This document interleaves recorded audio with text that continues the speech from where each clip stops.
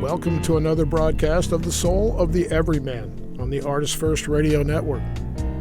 Send us your questions and comments to dj@artistfirst.com. All past shows are available in podcast form. You can find them at artistfirst.com. Here they are, Michael and Margaret Lyons. Thank you very much, Z-Man, and we are Michael and Margaret Lyons. Here we are. And tonight, Soul of Everyman, where the points have never mattered, but people keep collecting them anyway. What are we doing tonight? I have no clue. No, I have a clue. Come on, you folks know me better than that by now. What are we doing tonight?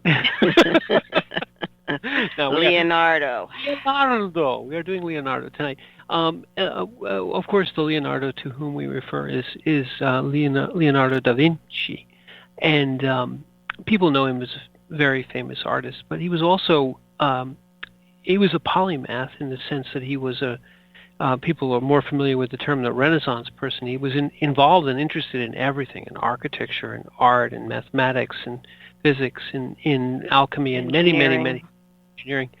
And he also was an astute observer of human nature and of people in general, as well as, the insides and outsides, the anatomy and physiology of people. And as though an observer of human nature, he has a number of sayings, a number of quotable quotes, if you will. And tonight we're going to talk about one of his, I thought, more interesting ones. It basically has to do with his perception at that time during the Renaissance in the 16th century, which I think is extremely relevant to today, to times today, and it really speaks to how human nature. We all feel that somehow that in the modern world that we're reinventing everything and everything is new again. Well, really, human nature hasn't changed, certainly in the last few thousand years, and I think we could go back much further. His quote, and I'm just going to read it right off the top of the bat because we're going to frame the show with it. It goes like this: an average human looks without seeing, listens without hearing, touches without feeling, eats without tasting, moves without physical awareness, inhales without the awareness of odor or fragrance, and talks without thinking. And isn't that just a description of 21st century anywhere? Mm-hmm. But it's just a description of the human condition, and we're all in some ways. I even hesitate to say guilty. Well, this is a very easy thing to do because the mind is quite good at approximating reality and at getting wrapped up in its own little kind of spider web of things that it wants to do and plan and think about and imagine. And that wonderful mechanism is what allows us to do so many amazing things with technology and so many amazing things with art and with engineering and many of the things that Leonardo was involved in. But yet, he saw a little bit deeper down to the nub of things, and in essence, the conveniences which our world provides us, which his Renaissance world provided, and which our 21st century world provides us, allow us to distance ourselves from reality, and also allow us, this sort of luxury of daydreaming our way through life or imagining our way through life, and in many ways distracting ourselves from the present moment with either fantasies or with concerns from the past or with stories that we make up. All of these things occupy our present awareness, but they build a huge barrier between our being and the life of which it is living, the experience of living.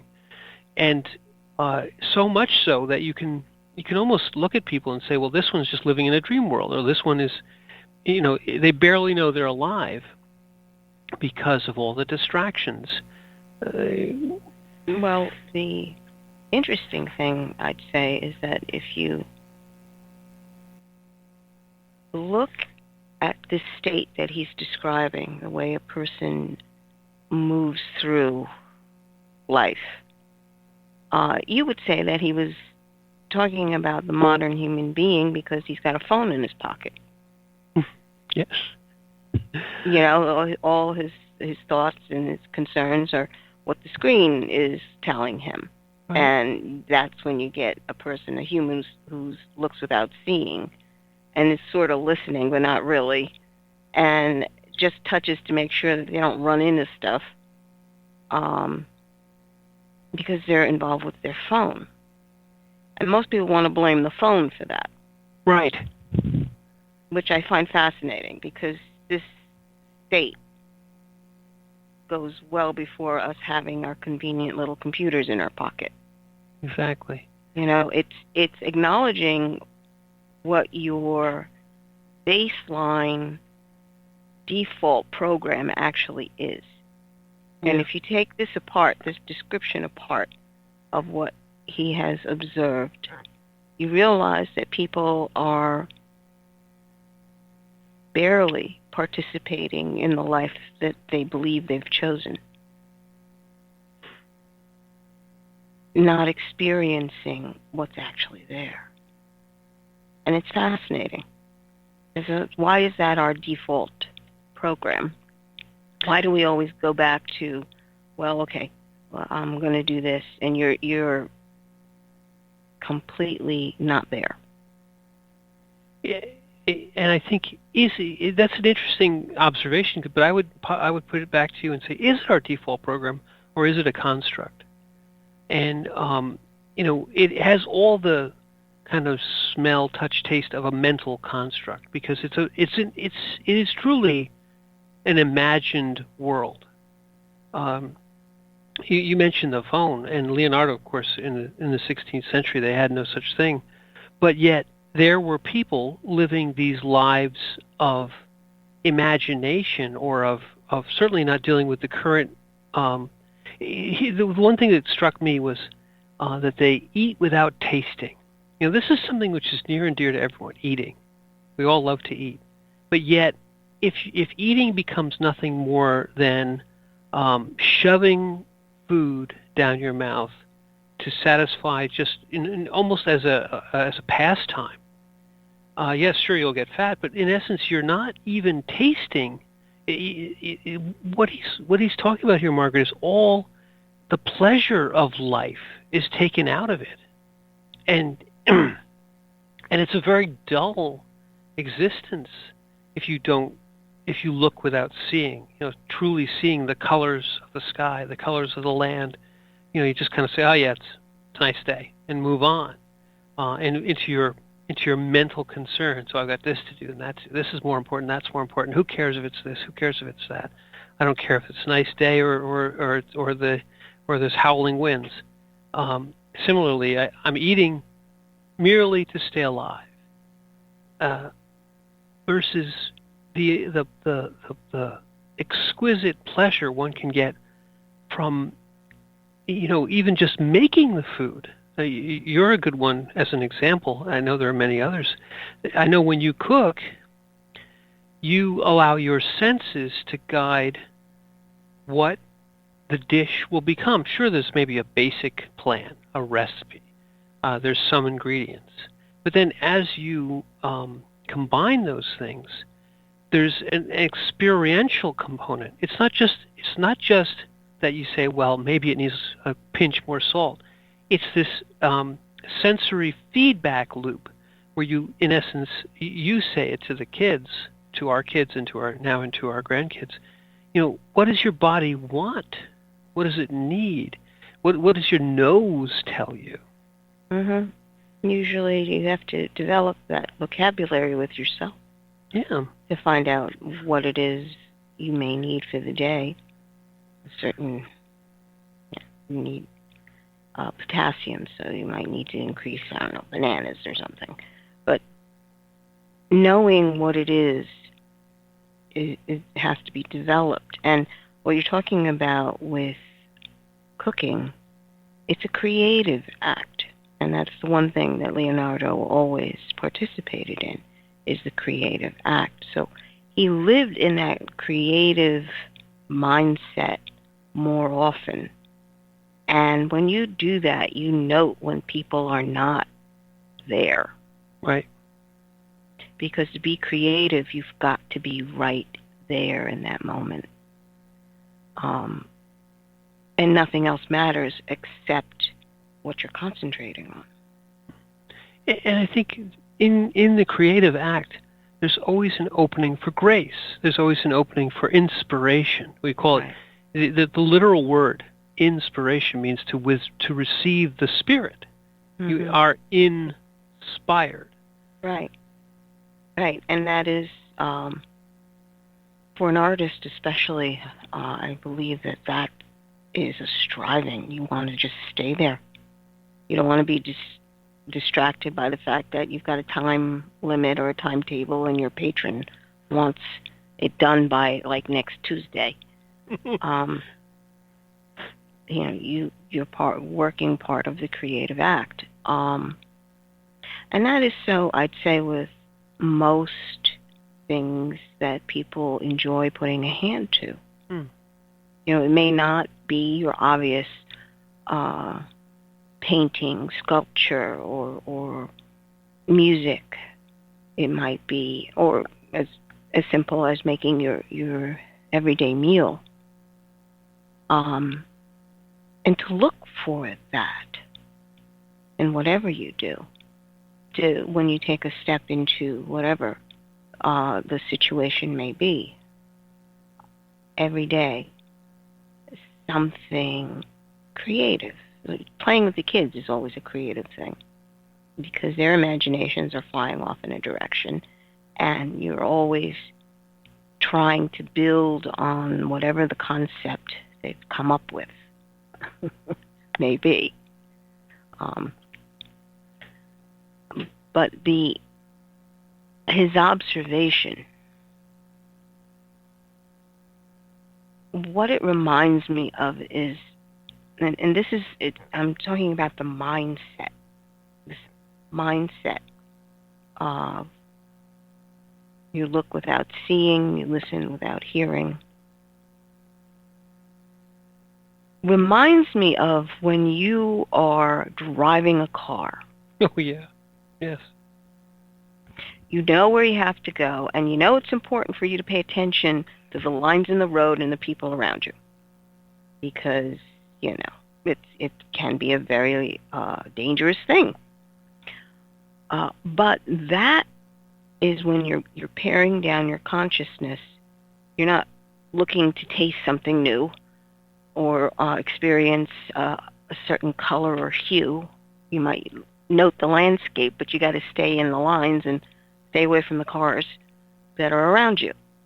And that mindset is what the description that Leonardo had put forth, that's what it reminds me of. Yeah. You mentioned a program. And it is, especially if you're driving somewhere where you drive all the time. And I've had this happen to me. You start down to the end of the driveway and you turn left. And then you stop yourself because you're like, wait a minute. Turning left is great, except not right now. I had to turn right because I'm going a different place. But the mind is already in its sort of paint by numbers mode, or it's running the program mode. And you mentioned earlier in the conversation here with our default program, this sort of getting off into this, why do we do this? But we don't. I think as a child, you are in the creative moment. They've done studies where the creativity of children, if you just give them a blank sheet of paper and they just go for it, that creative moment is a little unstructured. It's got a little bit of training, but it's really mostly about allowing your current moment to come out into whatever it is you're doing. You're putting the yellow on the page because, gosh, you just like yellow.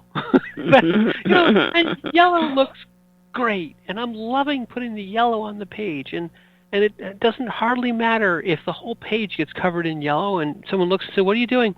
"I'm yellowing." Because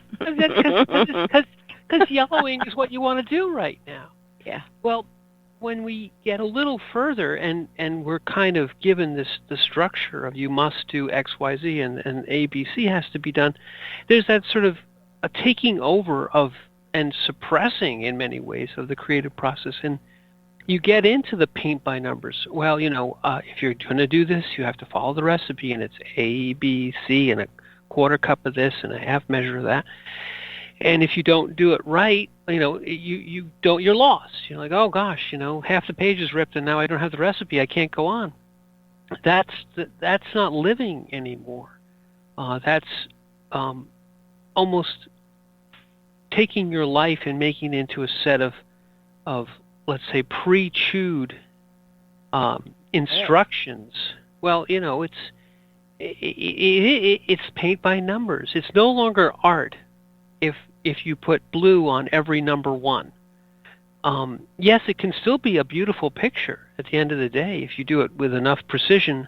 A laser printer makes a beautiful picture, but no one among us would say that the laser printer is making art. It's just printing something, because it's no more than a very, very fine paint by numbers. The thing that Leonardo is talking about here is epitomized by art, but it is not. Art is not everything. This is life lived in the moment, without boundaries, with the possibility of failure, with the possibility of inspiration, with the possibility of genius, the possibility of disaster, and all lived in the moment. And if you do that, you have to see to know where you are and see what's around you. You have to listen. All these five wondrous senses in combination with this mind and with the spirit and with inspiration is what makes anything, even the most mundane, into art. They say art is in the eye of the beholder, but every person's effort done in this mode is art, in the sense of you may not be able to express it all the way, but it was done in the moment with all yellowing. The 2-year-old, "I'm yellowing." That's art, because they're yellowing with their whole soul. Right. Right. Well, that's all it takes. It's an experience that there was a lot of joy in, and when that happens, the heart expression is there, and whenever it's there, it's written in that eternal moment. So yes, that, in my own estimation, would be art, true art, being able to live completely and wholeheartedly right in that moment. Step back a second, though. I think you need to reiterate, because I think that's the soul of it. You mentioned joy. All of these things are individual sort of chunks, if you will, that all lead to this joy, the joy of living. Well, it's aspects that are supposed to help you experience joy. But if you look out and you do not see anything, you've shut down that moment. If you listen and you're not really hearing, you've also shut down the avenue of that moment, as well as touching. You might as well just touch the wall. Or yes. Inhaling without really sensing the odors. And then it all boils down to talk without thinking. I mean, if you take away each one of these individual things, perhaps you're okay. But if you take away them all, it's a gray, dull, colorless, joyless I hesitate to say even existence. You're no more than marking time to the grave without. It's a hopeless, just depressing. Go ahead. What the point I'd like to make is that all those avenues are venues where an artist could become inspired. Because a lot of people say, well, how did you think of doing that? Whether it's a sculpture or a painting or whatever, some sort of contraption he's thought up. And his inspiration is coming through his five senses. So he actually takes one of those senses and suddenly becomes inspired. He allows the spirit to come in through that venue. And then it transports him to another creation, another thought, something that he begins to soar about. That's probably why he was so enamored of flying. Right. He wanted to maintain the soar.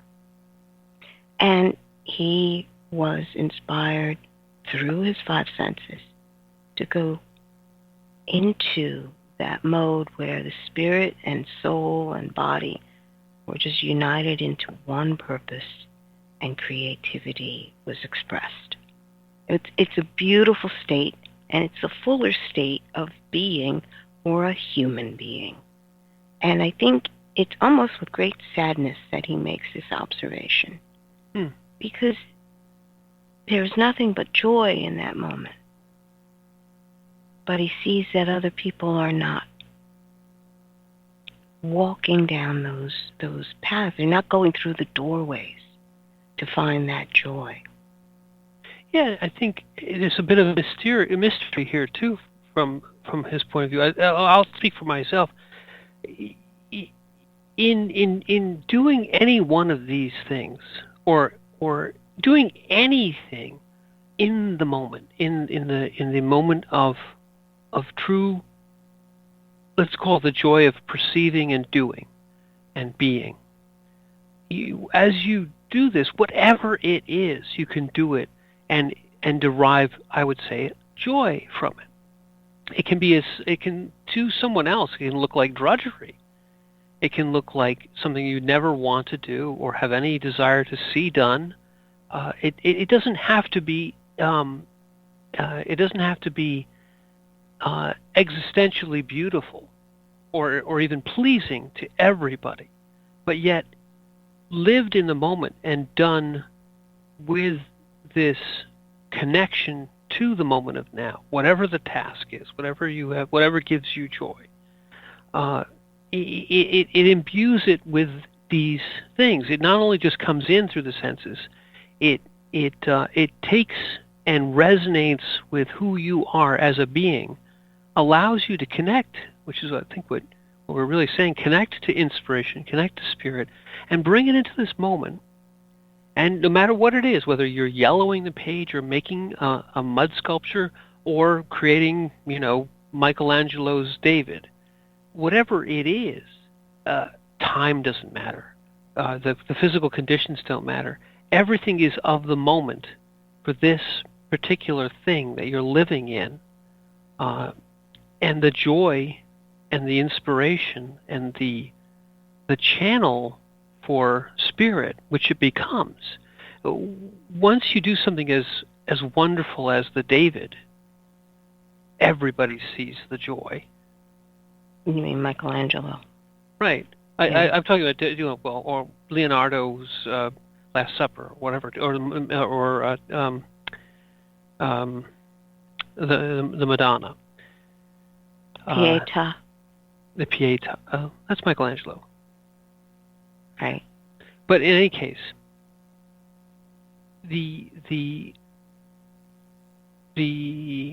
appreciation of the art, if it's done to such excellence, can be felt by all.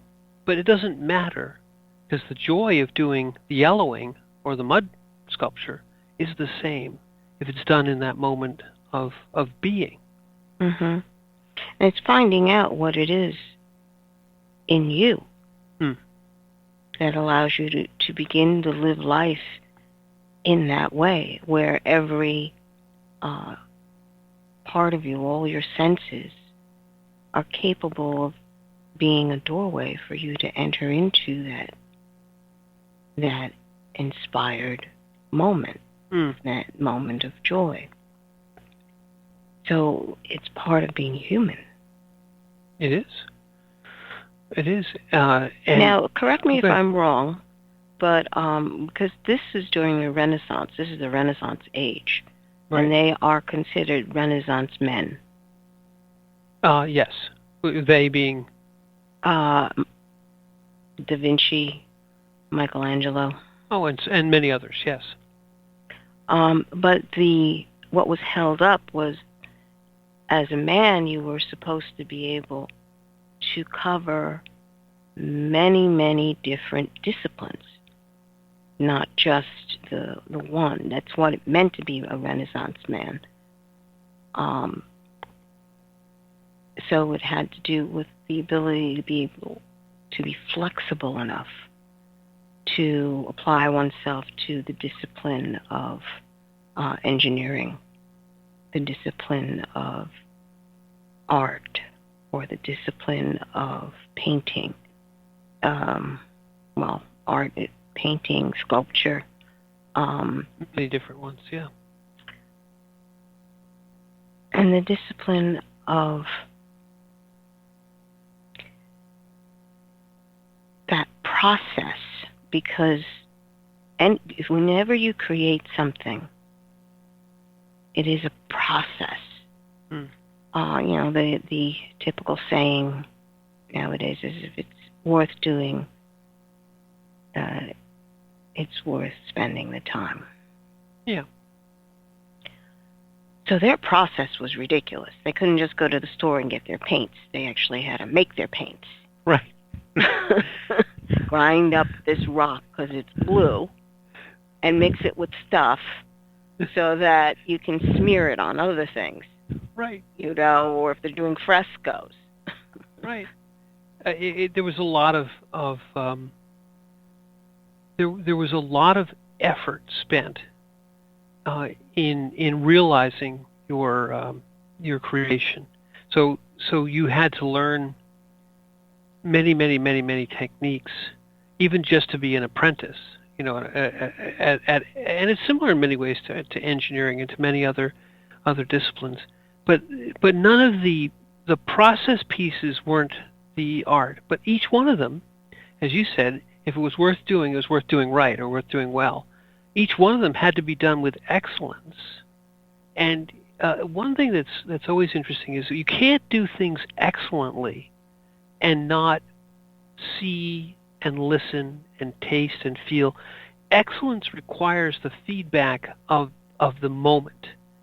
You look at something, I'll speak for myself, because as an engineer, you do this all the time.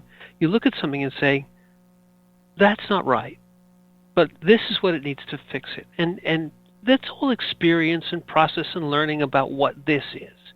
The old saying is, why do I have to pay you so much money just to cut that thing? You say, well, the money, it costs $1 to cut it and $999 to know where to cut. The know where to cut is the experience part, but the point of doing it right is running it through your senses and using that, like you said, when you're cooking, you smell it. Is it right? Does it feel right? Is it what I need? You look at your work and you say, is it right? Is it? And there are many things. Right is sort of indefinable, but right, I'll say it in a weird way, you feel it when it's right. It speaks to you at a level that isn't necessarily, it weighs this much and it's this color, and it all comes together, and there's a bit of a global viewpoint, which isn't necessarily, you can't indefinably say, well, if this and this and this make it right, but that if you change this or you tweak that or you put it in a different place, it's suddenly less right than it was before. The inspiration comes so that you can have more of a global viewpoint. And when that happens, that is when, frankly, that's when you're the happiest. It's like, oh yeah, that's where it's supposed to be.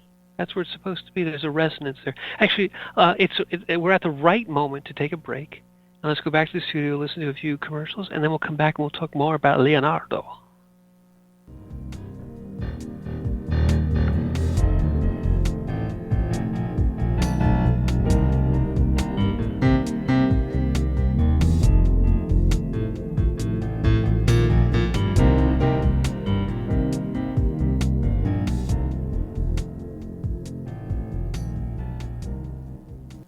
Rick Riordan fans, love mythology with plenty of action and humor? Destroyer's Blood is for you.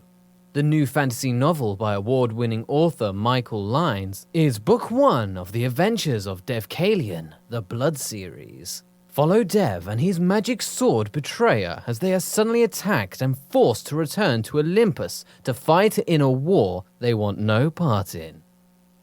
The world of men and gods is about to be destroyed by Zeus's ancient foe, and only Dev and Trey can stop him. The conflict never stops, and the amazing twist will have you on the edge of your seat. Act now while the ebook is on sale for only 99 cents. Destroyer's Blood is available on Amazon.com, Barnes & Noble, iTunes, Kobo, and fine e-tailers everywhere. And while you're there, get the free prequel, It's in the Blood, available for a limited time. The wait is over. First Blood, Book 2 of the Blood series is out.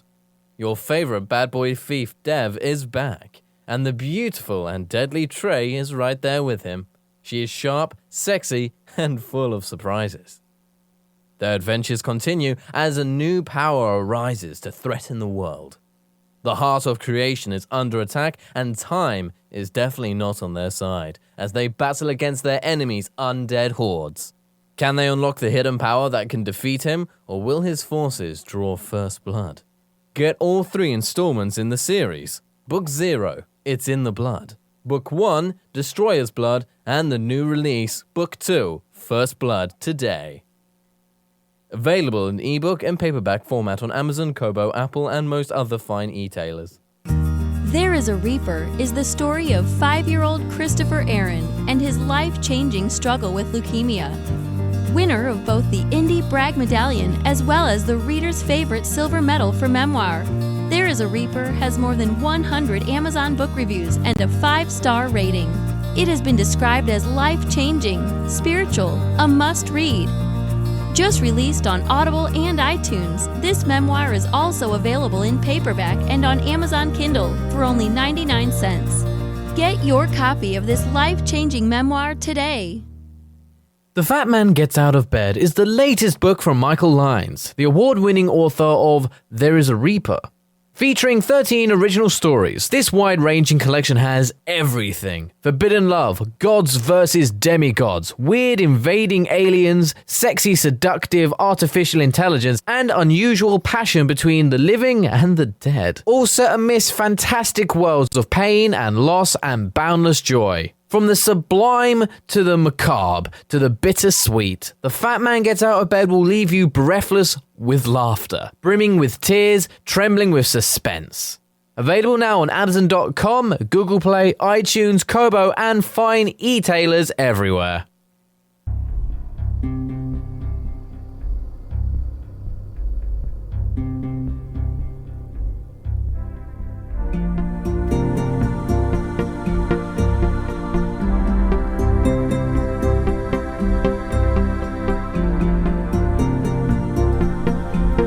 Thanks for joining us on The Soul of the Everyman. Back to your hosts, Michael and Margaret Lynes.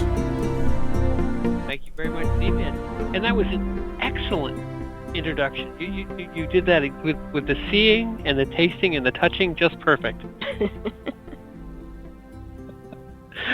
And that's what it's all about. We've been talking tonight about Leonardo da Vinci, and I think in many people's minds, in the sense that he was a polymath and that he was a excellent in so many things. He kind of exemplifies this Renaissance man. But as from this saying, this quote that we are talking about here, what I think you can get from it is that all of us, in our own capacity, are have the ability to be in this moment. And I think we're all born with that innate sense. We talked about it just at the end of the last half hour of knowing when something is right.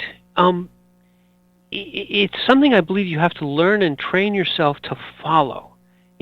Some various people talk about it as instinct or as sort of intuition or sometimes inspiration. But when you kind of listen to that voice, I would postulate that you're listening to what is the whispers of the heart. The heart knows when things are right, and it also knows when they're not right. And so, when you're creating, if you don't employ the heart, you create utilitarian things. Maybe they're wonderful utilitarian things. Nobody counts beans like you count beans. But when you want to do it with this all-encompassing rightness, you have to involve the heart. Well, I want to go back to the analogy of the consciousness that you use to drive the car. Okay. It is more of a survival kind of thing. True. And when you are in that mode, you have to turn off any kind of distraction because you realize that this is really important. You're knowing your place on the road and what is around you. And that mindset, I feel, is something that the modern mind actually uses in their everyday. Not just for driving, but they've come to a point where, or a lot of people come to a point where that's the base mindset, where they almost feel like everything around them has to be monitored because it could be dangerous. So they shut down all the other venues. It's interesting. To turn that around, you're saying, in essence, for creativity, you have to feel safe, and that's true. I would say, and time. You have to give it. I think you can't be creative on budget or on schedule. You can't say I will be creative today. You can start every day, and I think this is important. Intention is important. You can start every project with intention and put yourself into the moment. And many times when you're creating something, a lot of it is process. You mentioned about Leonardo and any artist of his day. It would be tons and tons and tons of process to get ready to do something. So a lot of it is things that are, in essence, always the same. You always have to do this. You always have to do that. You have to grind the paints, whatever the things. But then when you're at the moment of intention, you have to be not saying, well, I'm going to be done with this in 10 minutes. You just have to say, I'm going to begin, and then I'm going to go until I feel like stopping, or it's right. Well, my point being is that in the modern society, the time element becomes much more important because everybody, it used to be everyone had a watch to make sure that we were meeting on time or synchronizing watches. Now we have a phone that just synchronizes everybody. Yes. You're right. Although certainly, some of the best, most wonderful artwork, you mentioned frescoes, it's done very quickly. My point is it's a mindset. Yeah. Okay, that the modern society carries with them. And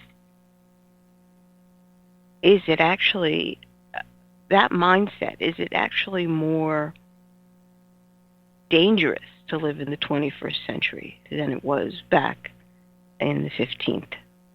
I don't think so. But our mindset is very much like, as I said, like when we're driving.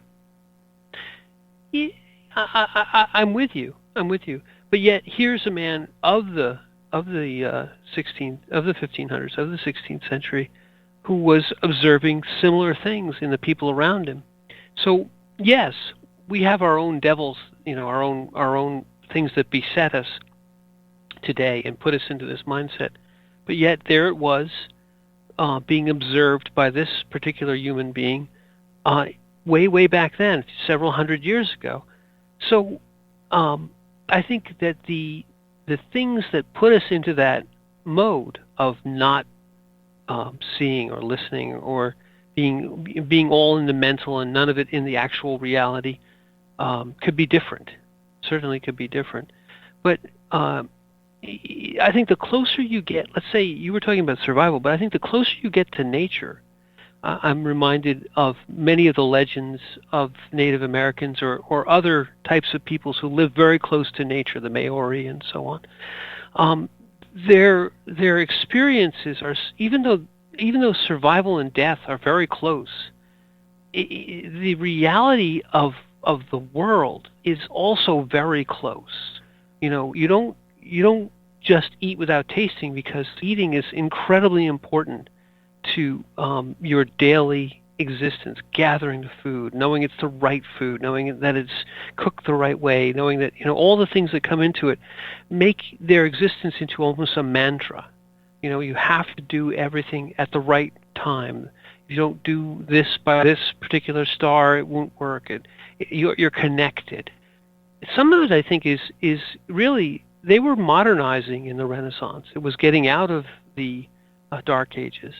And it's the modernization and the mechanization, I think, that builds that layer. Maybe it's not survival as much as it is convenience that kind of disconnects us from the reality of things.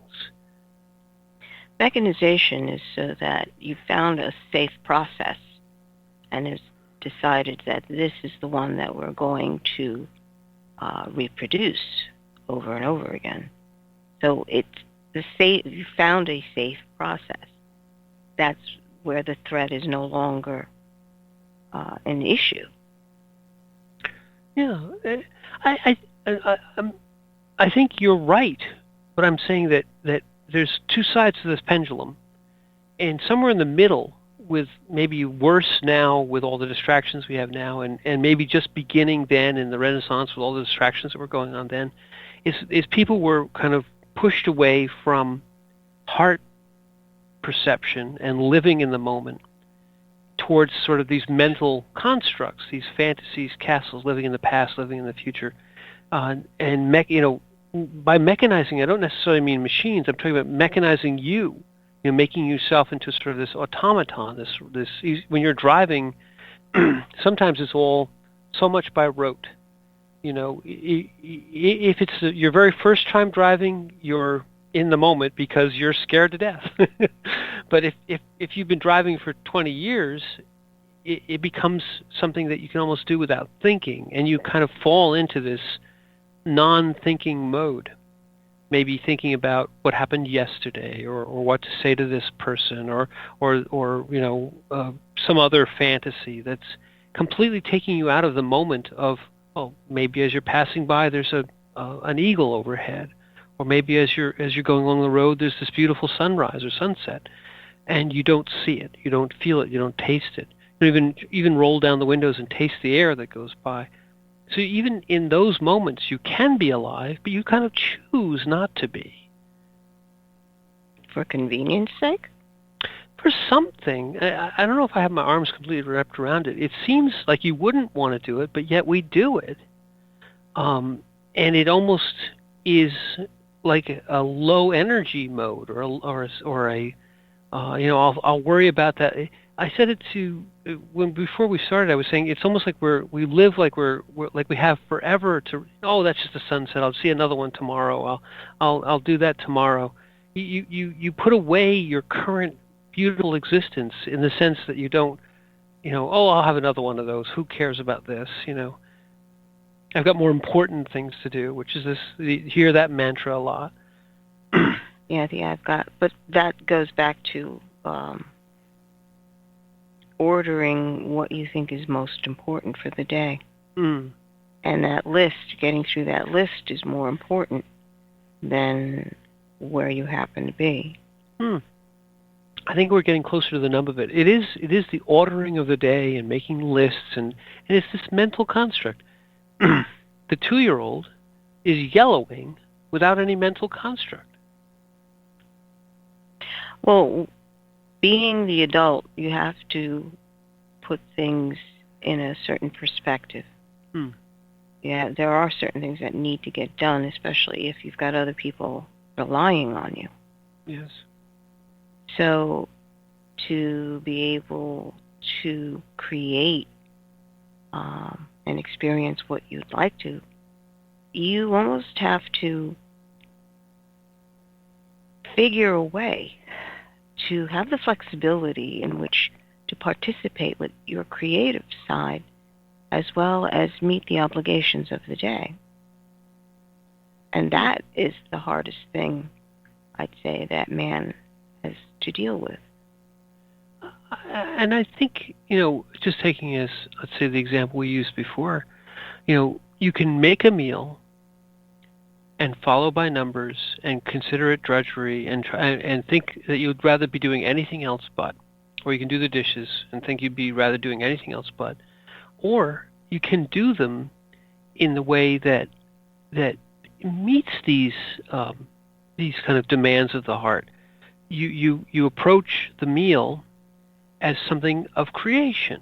I'm going to make something that's going to be tasty, and it's going to fulfill our basic needs, and it's going to satisfy our senses, and it's going to be beautiful to look at, and it's just going to be something we even talk about the next day. Oh, wasn't that so good? Or doesn't that smell so wonderful? It's something that you can share.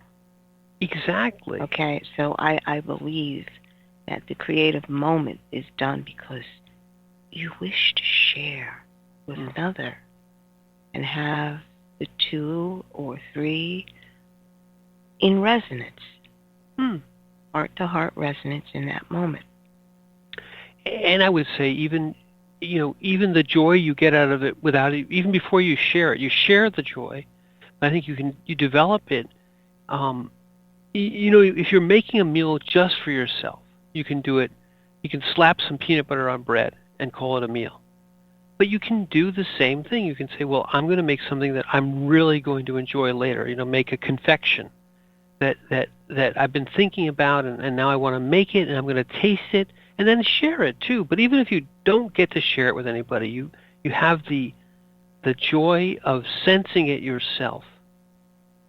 Well, it's again a heart creation always looks for expression outward. Yes. So sharing is a natural outpouring or a result of that expression. Artists, yes, they do create. They do put things together. But a lot of it has to do with, well, let's see how people react to it. Yes. And even do they get what I've done, or don't they? And even the third possibility, which is that many, many years after your physical corporeal existence has ended, somebody can be getting something from that art. Maybe artwork. Even something, well, the artwork, maybe even something that neither the artist nor his or her contemporaries saw at that time, because it is an interaction between the observer and the observed. Mm-hmm. So that is a natural expression of it, and that is part of human nature, part of a core aspect of oneself. People need that to be expressed. And when you function by looking and not seeing and listening, is it hearing and listening and without hearing? That closes down that ability to have that moment of expression and sharing. You're absolutely right. I mean, we were talking a lot about the experiential side from the creator, but it's also, there's an experiential side from those who experience the creation of the artwork or whatever it is. So, if taken that way, this statement from Leonardo could have been, here I have made this is something which took me years to do, and I put this up into and they walk by it and don't even look at it. Once the newness has worn off, Yes. because they set it in the square, and it was a huge effort Right. to bring that. Was it how many tons of stone that was? They had Or whatever Leonardo, if he did a sculpture, but his paintings, let's say. But whatever they were, his beautiful painting gets put in a dusty corner. And people just walk by it as though it had never existed. And the artists, the lament is that here is something which could bring you joy if you would just open your eyes.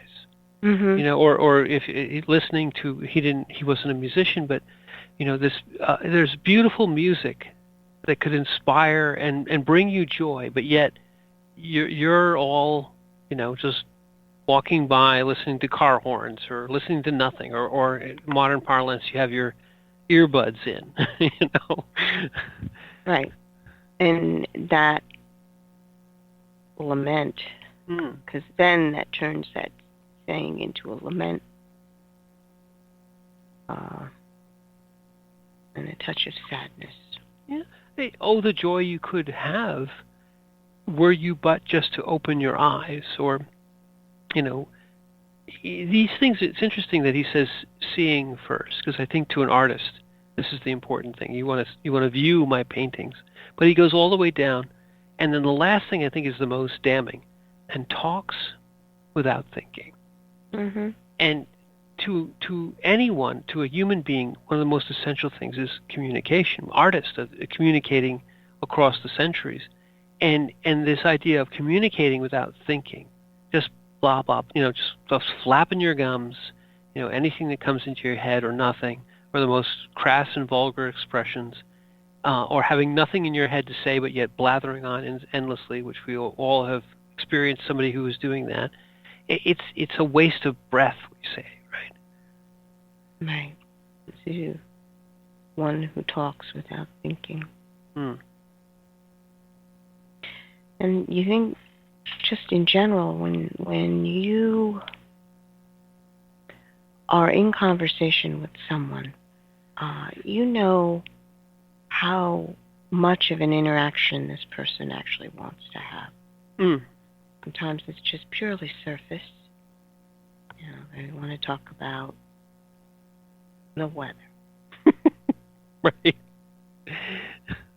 But to go deeper means that person is willing to show a bit of their own soul, whether it may be a thought or whether an emotion.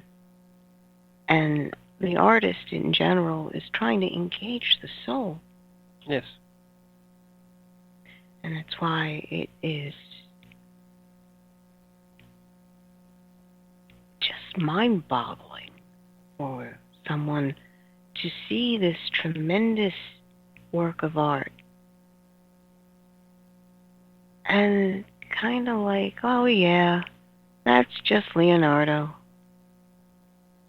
Yeah, it's nice, isn't it? And then go on to, did you hear what they did over at such and such? It's like... Right. It is the sadness of denying your own perceptions, of seeing people deny their perceptions, is also embodied in the fact that you, the creator, have put something up which was, it's a piece of your soul. You've labored over it. You've spent endless precious hours of your own time, blood, sweat, and tears to create something.